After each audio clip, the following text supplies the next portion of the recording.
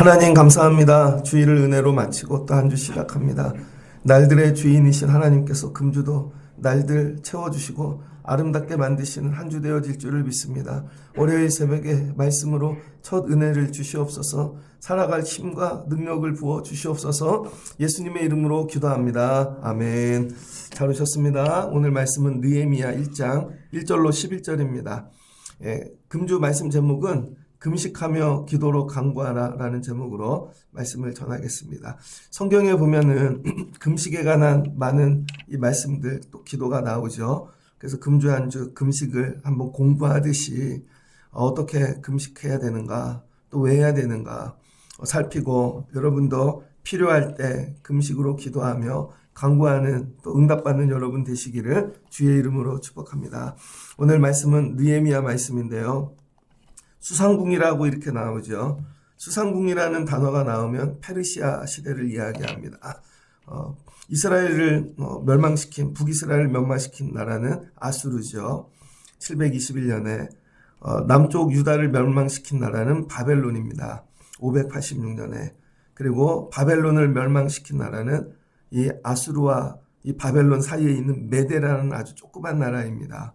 그래서 하나님께서 이 큰 강대국들을 생각지도 못한 이 메대를 가지고 멸망시켜요. 그리고 나서 일어난 나라가 페르시아죠. 그리고 나서 이제 로마가 등장을 합니다. 그래서 이 페르시아 그러면은 고레스 이후의 시대를 얘기해요. 고레스 칙령으로 이 바벨론으로 잡혀갔던 자들이 돌아오게 되어지죠. 돌아올 때 한 번에 돌아오지 않고 세 번에 걸쳐서 돌아옵니다. 그러니까 포로로 잡혀가는 것도 세 번에 걸쳐 잡혀가죠. 3차 포로까지. 어제 주일 좀 공부했죠. 그 다음에 돌아오는 것도 세 번에 걸쳐 돌아옵니다. 첫 번째는 BC 537년 1차 기환을 합니다. 이 1차 기환을 이끈 사람이 에스라죠. 두 번째 이 기환은 458년입니다. 2차 기환입니다. 그 다음에 세 번째 444년 숫자도 외우기 쉽죠. 4땡 444 이렇게 3차 기한입니다. 느헤미야가 데리고 돌아옵니다. 그래서 에스라부터 느헤미야까지가 바벨론 유수라 이렇게 얘기합니다. 그래서 성경에 보면은 이 바벨론 유수를 여러분 중간쯤에다가 딱 넣어놨어요. 중간쯤에다. 이 성경 보면은 그렇죠. 그럼 이게 바벨론 때 얘기니까 맨 뒤에다 넣어놓지 아니하고 성경의 구성이 그렇습니다. 그러니까 이 세 번째 기한이 어떻게 이루어졌는가? 오늘 느헤미야 때에 오늘 말씀을 보니까 수상궁에 느헤미야가 있답니다. 느헤미야가 있는데 내 형제들 가운데 하나인 이 두어 사람 함께 유다에 다녀온 사람이 있다는 거예요. 그러니까 이전에 에스라가 먼저 갔었고 에스라가 다시 왔다가 2차 기한 때 다시 갑니다. 그런데 에스라가 가갖고 했던 일은 뭐냐면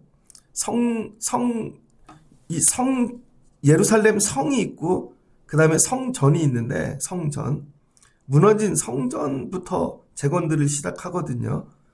그런데 이 갔을 때에 잡혀오지 않고 남아있는 자들도 있는 것이죠. 잡혀오지 않고 남아있는 자들. 근데 그들이 성전 재건을 기뻐하지 않습니다. 그리고 나서 성전을 재건해 놨는데 그 사람들이 페르시아에 왔다 갔다 이렇게 하는데 느헤미야가 묻는 거죠.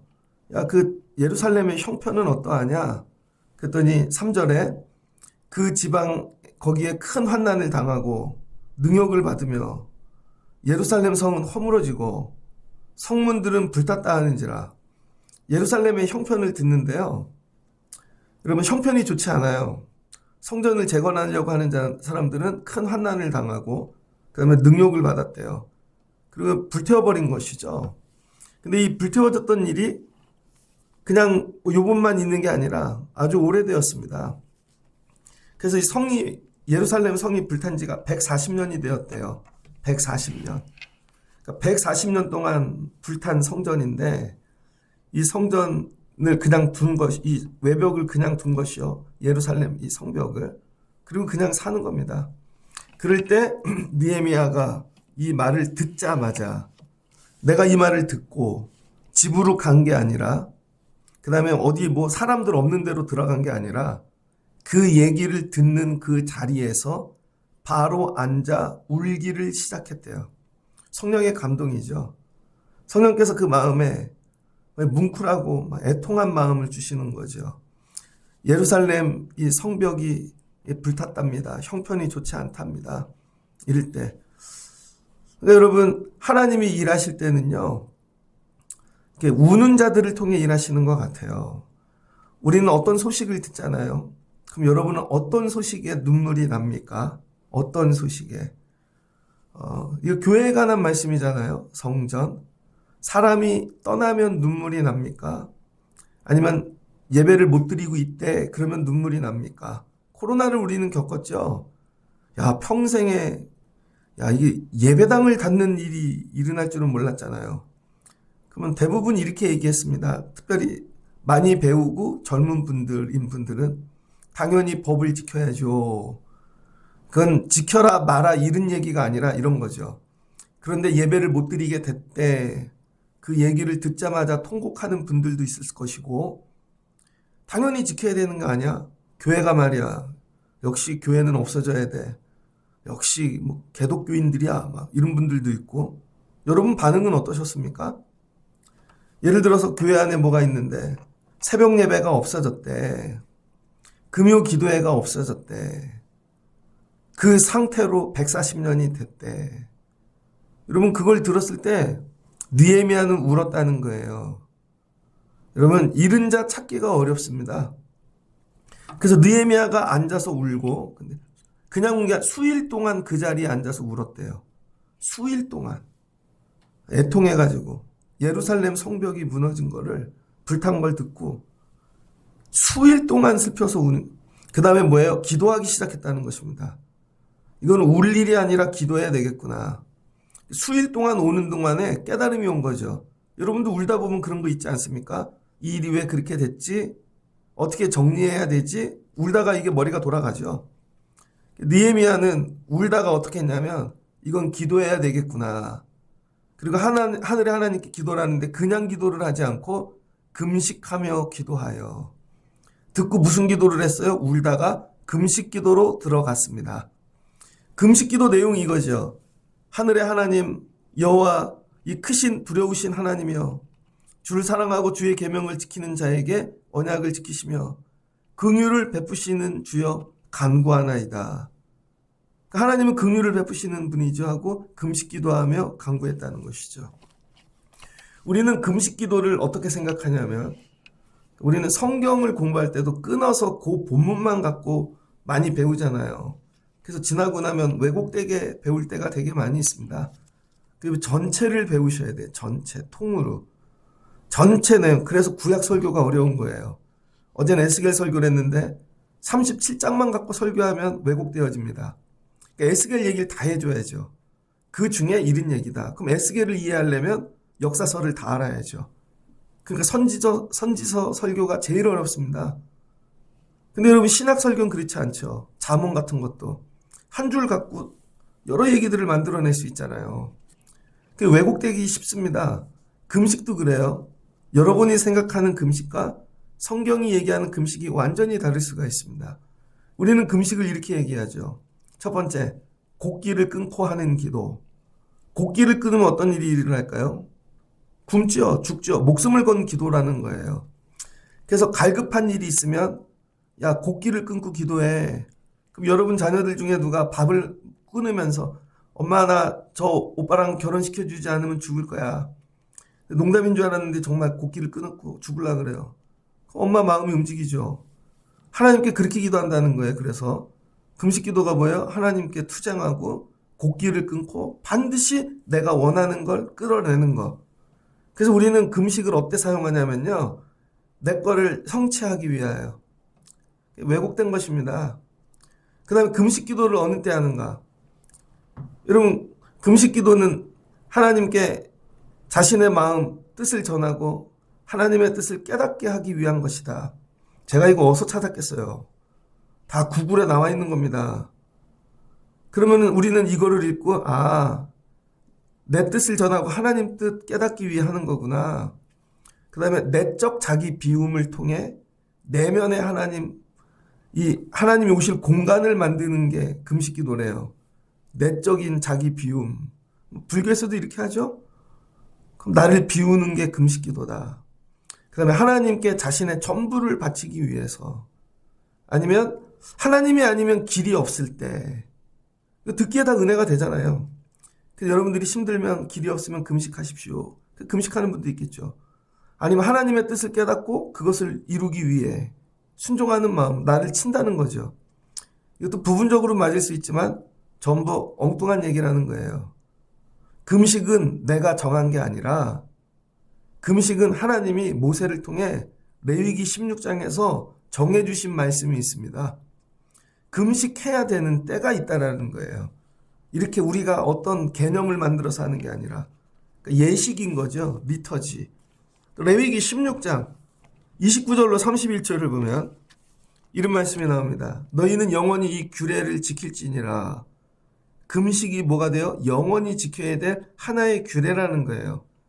근데 아무 때나 니들이 원할 때 그렇게 하는 게 아니라 일곱째 달, 곧 그 달 10일에 7월 10일에만 하라는 거예요. 1년 중에.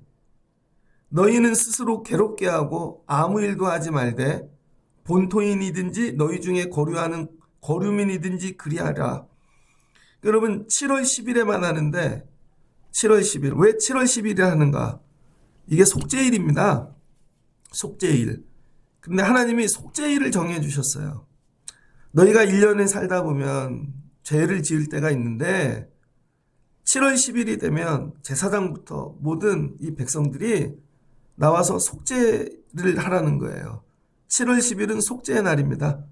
그런데 이 속죄일이 하필이면 안식일 날인 거예요. 안식일이 또 속죄일이잖아요. 그러니까 두 번이 겹치는 거죠. 그래서 이 7월 10일을 대속죄일이라 이렇게 얘기합니다. 신약에 오면 여러분 우리가 이제 얼마 안 있으면 사순절을 맞이하는데 사순절이 6주죠. 항상 수요일부터 시작합니다. 사순절이라는 말은 40일인데 실제로 계산을 하면 47일이 되어져요. 왜 그래요? 사순절 기간 중에 주일은 빼는 거죠. 주일은 왜 뺍니까? 작은 부활절이니까. 그래서 여러분 주일은 빼고 사순절을 계산한다고요. 그래서 항상 40일을 채우려다 보니 수요일날 시작하는 거예요. 근데 작은 부활절이 아니라 큰 부활절이 있잖아요. 진짜 부활절. 그러니까 여러분 진짜 대속죄일이 따로 있다는 거예요. 그리고 나머지 안식일은 작은 대속일인 거죠. 그래서 7월 10일이 대속죄일입니다. 그래서 이날이 되면 제사장들도 모두 34절을 보니 1년에 한 번 속죄할 것이라. 아론이 여호와께 모세에게 명령하신 대로 행하라. 이 속죄일 날 해야 될 게 뭐냐면 금식이라는 거예요. 금식을 다른 말로 뭐로 표현했냐? 너는 스스로 괴롭게 하고 스스로를 괴롭게 하라는 거예요. 이게 afflicting one's soul이라고 내 영혼을 괴롭게 하는 게 금식이라는 겁니다. 금식이 뭐라고요? 내 영혼을 괴롭게 하는 거. 그래서 여러분 내 영혼이 괴로워질 때까지 금식을 해야 되는 거예요. 해 뜨고 해질 때까지. 그래서 이건 남을 괴롭히고 내가 금식해서 엄마를 괴롭히고 금식해서 하나님을 괴롭히는 게 아니라 내가 괴로워지는 거. 그래서 아무 일도 하지 말아야 돼요. 이날은. 목욕도 기름 바르는 일, 향수 뿌리고 막 화장하고 이런 것도 안 하고 일상적인 모든 것을 멈추고 여러분 나를 괴롭히는 거예요. 나를. 그래서 이날 해야 될 게 뭐냐면 이날에 너희를 위하여 속죄하여 너희를 정결하게 하리니 너희의 모든 죄에서 너희가 여호와 앞에 정결하리라. 너희에게 안식일 중에 안식일인즉 너희는 스스로 괴롭게 할지니 영원히 지킬 구려라. 그러니까 여러분 제사장은 심지어 속옷까지 거룩하게 하라는 거예요. 그러니까 1년에 한 번은 여러분이 뭐 해야 돼요? 금식하는 주간이 있어야 돼요. 금년에 우리 7월 10일은 금식해요. 7월 달은 뭐예요? 맥주 감사절 지나고 다음 날이네? 그죠? 계산이 딱 나오죠. 절기를 아는 분들은 반년을 살았는데 하나님 내가 지은 죄가 뭐가 있을까요? 하고 첫 번째 나를 위해 금식하고 두 번째 공동체를 위하여 회개하라는 거예요. 그래서 금식의 목적은 여러분이 정확히 하십시오. 첫 번째는 개인의 죄고 두 번째는 공동체의 죄입니다. 그래서 7월 10일이 되면 여러분이 부모니까 아이들의 하나도 모르잖아요. 죄를 위해 여러분이 금식하시고, 그 다음에 가정을 위해 금식하시고, 우리 교회를 위하여. 교회가 뭐 하나님께 회개할 게 없는가. 그래서 금식의 목적이 뭐예요? 금식의 목적은 내가 원하는 걸 성취하는 게 목적이 아닙니다. 굶어갖고 떼써갖고 뭐 뜯어내는 게 아니라 금식의 목적은 하나님과의 관계를 회복하는 거예요. 내가 우리 가정이 여러분 지은 죄가 있는데 이걸 금식하고 회개하였더니 하나님과 관계가 다시 회복되었어요. 그래서 하나님이 다시 우리와 함께 하세요. 그래서 7월 10일이 지나면 회복이 일어나요. 하나님이 용서해 주세요. 이런 거죠. 그러니까 여러분 금식은 어느 때 하는 거예요? 나와 공동체의 죄를 위하여. 그러니까 느헤미야가 울고 통곡을 하는데 이날은 7월 10일이 아니죠. 그런데 자기가 어떤 마음이 들어왔어요? 속죄일로 내가 하나님 앞에 금식하듯 나가야 되겠다. 야, 우리 저 공동체가 저거를 알지를 못한다. 자기네가 예루살렘 성전에 있으면서도 성전이 무너진 것도 모르고 성전을 재건하려고 그러면 반대하고 거기다 외벽이 140년 동안 무너져 있는데도 깨닫지를 못하고 이거를 기도하는 거죠. 그래서 6절부터 기도 제목이 뭐예요? 5절 끝에 보면 하나님이여 주를 사랑하고 주의 계명을 지키는 자에게 언약을 지키시며 긍휼을 베풀어 주시기를 간구하나이다 하면서 주의 종들인 이스라엘 자손을 위하여 주야로 기도하며 우리 이스라엘 자손이 주께 범죄한 죄들을 자복하오니 자기가 뭐를 기도해요? 이스라엘의 죄. 나와 내 아버지의 집이 범죄하여 주를 향하여 크게 악을 행하여 주께서 주의 종 모세에게 명령하신 계명과 율례와 규례를 지키지 아니하였나이다. 레위기 말씀을 지키지 않았다는 것이죠. 그래서 지금 느헤미야가 한 일이 뭐예요? 속죄일로 지키는 거예요. 우리 공동체의 죄, 조상들의 죄, 우리 아버지의 죄. 그러니까 이 속죄일이 끊어진 게 되게 오래되었죠. 굉장히 오래된 거죠. 언제부턴가 이게 없어진 것입니다. 그러니까 저와 여러분이 오늘 회복해야 될 게 뭐냐. 삶에 무너진 걸 여러분 늘 체크하셔야 되고 내가 방치한 게 뭔가 무너진 상태로 우리 가정이 왜 이렇게 되었지? 근데 아무도 몰라. 무너진 걸. 우리 애들이 이렇게 왜 되었지? 교회가 왜 이렇게 되었지? 이게 왜 무너졌지? 그걸 울고 통곡하는 자가 나와야 된다는 거예요. 그리고 방법이 뭐예요? 회개하는 거죠. 그걸 속죄일로 금식하며. 금식의 이유가 뭐라고요? 회개 때문에. 하나님 용서해 주세요. 7절 주를 향하여 크게 악을 행하여 주께서 주의 종 모세에게 명령하신 계명 크게 악을 행했대요. 크게.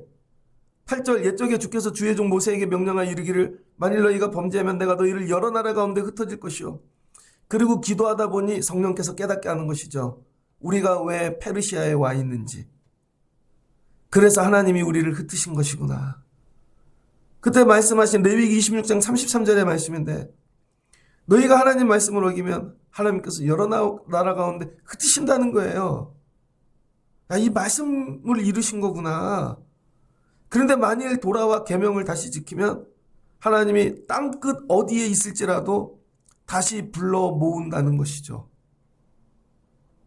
하나님 이 말씀을 청하건대 기억하옵소서. 그러니까 여러분이 회개를 하면서 그 다음 기도해야 될 게 뭐예요? 말씀. 여러분 생각이 아니라 그 말씀은 뭐예요? 좋은 말씀을 끄집어내는 게 아니라 내가 지었던 죄, 지키지 않았던 말씀을 다시 회복하기를 기도하는 거죠. 여러분 제가 오늘은요. 알람을 정말 새벽에 한 20개 맞춰놓고 자거든요. 보통 일찍인 오늘은 월요일인지 몰랐어요. 첫 번째 알람이 우는데 끄고 두 번째 끄고 계속 끄는데 오늘 토요일이지? 제가 토요일만 자잖아요. 근데 갑자기 성령이 월요일이야.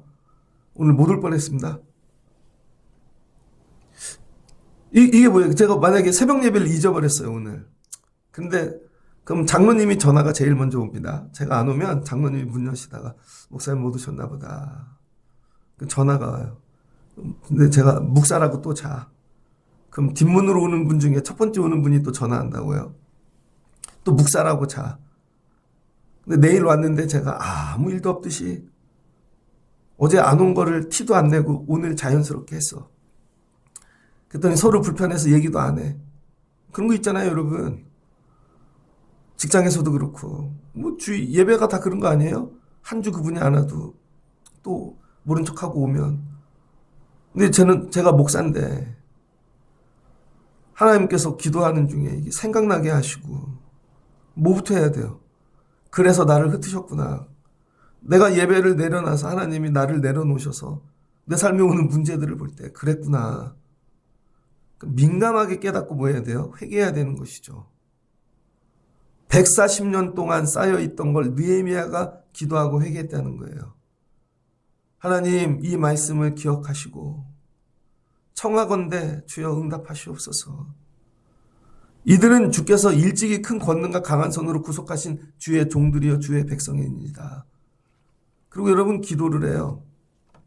자, 여기서 느헤미야에게 배워야 될 거. 여러분 금식으로 기도하면 되는구나가 아닙니다. 왜 이 금식을 하게 되었는가?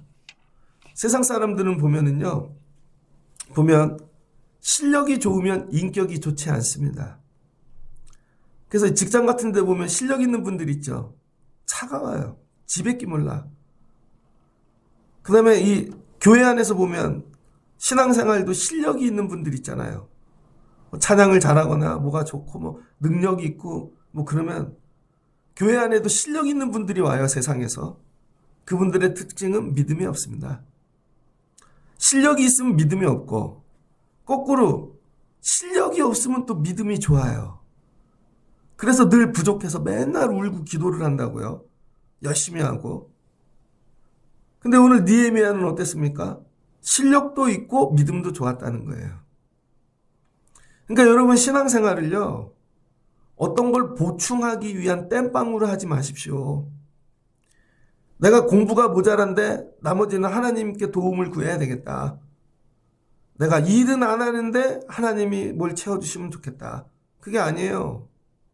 하나님이 원하시는 건 실력도 키우십시오. 그리고 믿음도 같이 키우십시오. 실력과 믿음이 같이 가야 되는 거예요.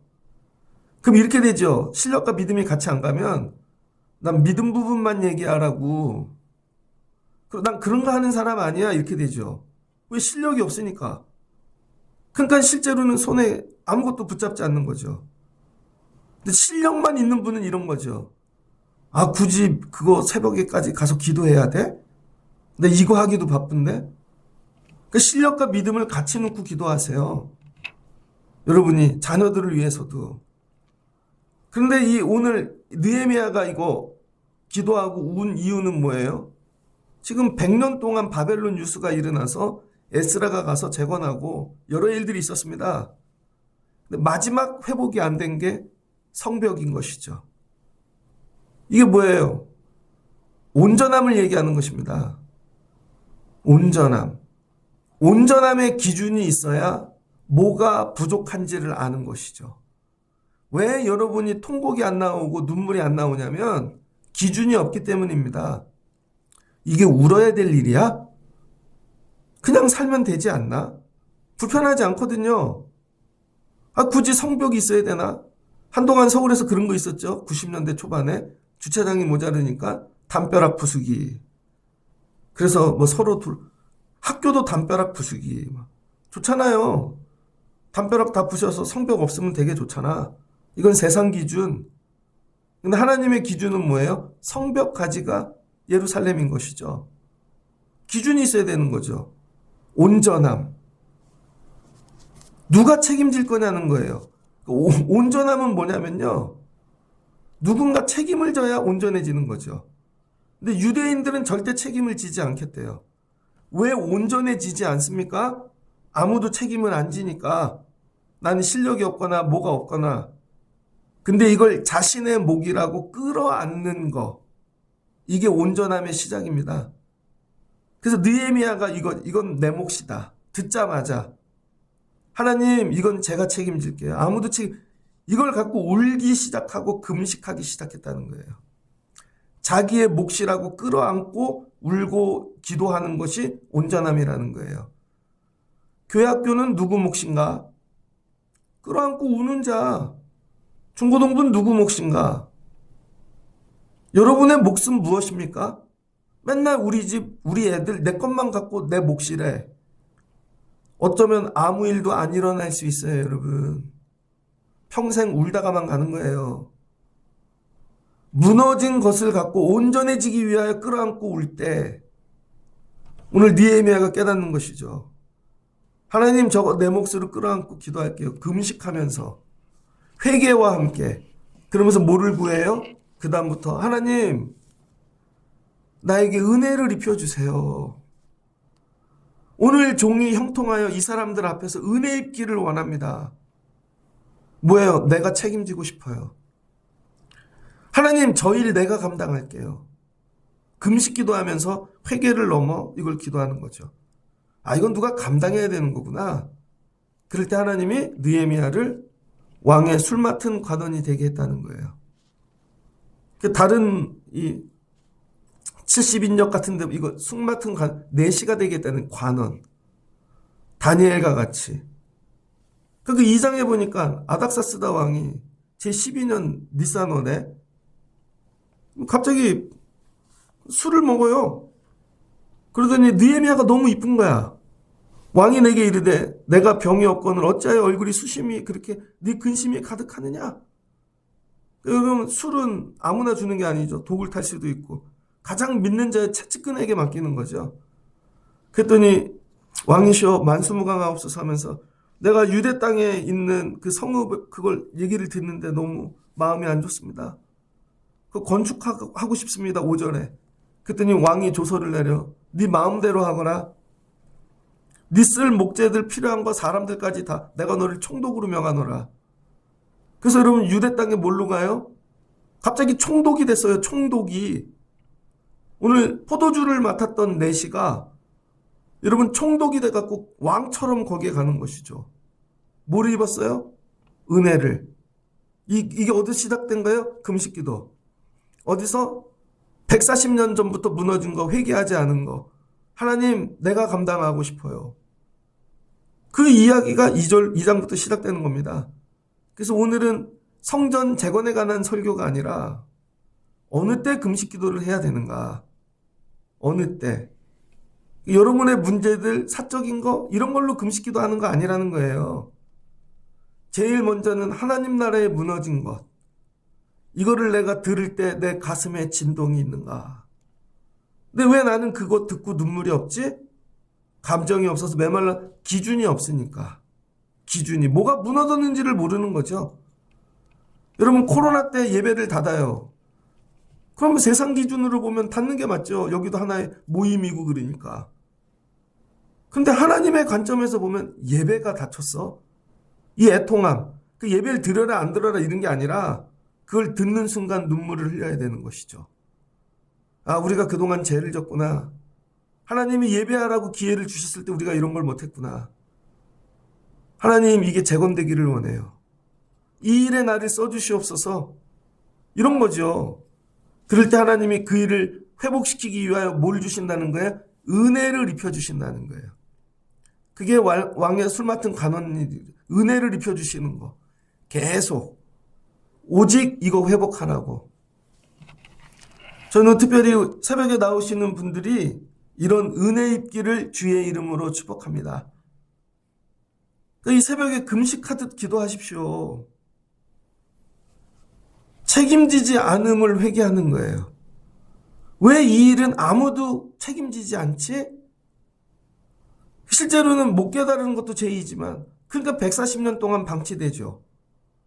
야, 우리 교회 13년 동안 아무도 책임지지 않은 일 뭐가 있나? 우리 가정에 아무도 책임지지 않는 일 뭐가 있나? 이거예요. 이걸 놓고 은혜를 구할 때 하나님께서 감당할 수 있게 은혜를 입혀주시는 것이죠. 말씀을 정리하고자 합니다. 그러니까 예루살렘의 온전한 회복은 뭐로 시작된 거예요? 한 사람의 금식 기도로 시작되어졌다는 거예요. 여러분이 이와 같이 느헤미야의 심정으로 듣고 무너진 것들을 깨닫고 애통하는 마음을 갖고 기도를 시작하면 처음부터 금식이 아니잖아요. 그러다가 이거는 회개해야 되겠는구나. 금식은 회개와 같이 간다는 거예요. 내가 우리 조상들 140년 동안 책임지지 않은 거, 아무도 나오지 않은 거, 하나님이 이한 사람을 찾고 계시는구나. 책임질 사람 제가 할게요. 근데 전 부족해요. 능력이 없어요. 하나님 종을 형통하게 하옵소서. 나 우리 교회가 형통하면 좋겠습니다. 여러분이 형통하면 좋겠어요. 그래서 잘 먹고 잘 사는 게 아니라 무너진 거 재건하게 은혜를 입혀주소서. 그랬더니 그때 내가 왕의 술 맡은 관원이 되었더라. 제가 예전에 개척교회를 나갔는데요. 개척교회. 그 교회는 반주자가 없었습니다. 그래서 주일에는 누가 반주를 하러 오냐면 예수전도단 메인 반주자예요. 근데 그분이 결단을 하고 서원을 한 거예요. 하나님, 제가 반주자 없는 교회에 가서 2년 동안 반주할게요. 그래서 그분이 집이 안산인가 그런데 도봉구 끝에까지 주일날 반주를 왔다니까요. 그래서 교인은 20명도 안 되는 개척교회인데 반주자는 예수전도단 반주자야. 얼마나 잘 쳐요. 근데 그분은 2년 있다 갈 사람이에요. 수요일은 안 와요. 금요기도에도 안 오고 주일만 와서 봉사해 주는 거죠. 어떻게 알게 돼서. 근데 수요일날 반주자가 있었어요. 집사님인데 젊은 집사님. 애가 7살 뭐 4살 있는 조그만 애들 있는 집사님인데 그분 반주는 늘 삑사리가 나요. 음이 하나가 늘 비어. 왜 저러지? 이렇게 봤더니요. 손가락 하나가 잘리셨어요. 여자분인데. 2번째 손가락인가 잘리셨는데 교회에 반주자가 없으니까 자기가 하나님 저 자리 제가 할게요. 배워갖고 왔다니까요. 옛날에 쳐서 한 게 아니라 내가 학원 가서 배워갖고 저 자리 없는 게 늘 애통한 거지. 근데 손가락도 하나 없어. 저는 제가 지금까지 본 반주자 중에 그분이 제일 아름다워요. 저분은 저렇게 하는데. 근데 1년 있다 그 교회는 문을 닫았습니다. 문을 닫았다니까요. 왜 그래요? 아무도 감당하러 안 오니까. 결국은 반주자 한 명 갖고 교회가 유지되는 게 아니잖아요. 이 일은 저는 못합니다. 저는 결국 다 무너진 거죠 뭐. 근데 나중에는 교회가 문을 닫았대. 그리고 목사님이 저기 지방으로 가셔서 다시 개척하시더라고요. 하나님이 여러분에게 원하시는 거 책임감. 하나님 나라에 무너진 거 뭐 없나? 이거부터. 그럼 하나님이 여러분 세워주신다니까요. 하나님 나라에 무너진 성벽을 건축할 수 있을 만큼으로 세워주신다고요. 이거를 붙잡고 애통해야 하는 거. 이거를 붙잡고 금식까지 나아가는 거. 오늘 주시는 말씀을 붙잡고 하나님이 여러분들에게 금식하며 우는 자들 형통과 은혜를 입혀주시기를 주의 이름으로 축복합니다. 같이 기도하겠습니다. 좋으신 하나님 감사합니다. 하나님의 은혜로 바벨론 포로 70년을 마치고 100년 동안 3번에 걸쳐 예루살렘으로 돌아갑니다. 돌아갔던 이들은 잡혀온 이들의 10분의 1. 100여 년 동안 예루살렘 성전을 재건하였으나 세워놓으면 또 무너지고 세워놓으면 또 무너지고. 그런데 이 소식을 들을 때 느헤미야가 통곡하며 수일 동안 울었고 울다가 금식하였고 하나님 이 일은 제가 책임질게요. 나를 써주시옵소서. 은혜를 입혀주세요. 그랬더니 하나님이 술 맡은 관원장으로 세우셨다가 총독이 되게 합니다.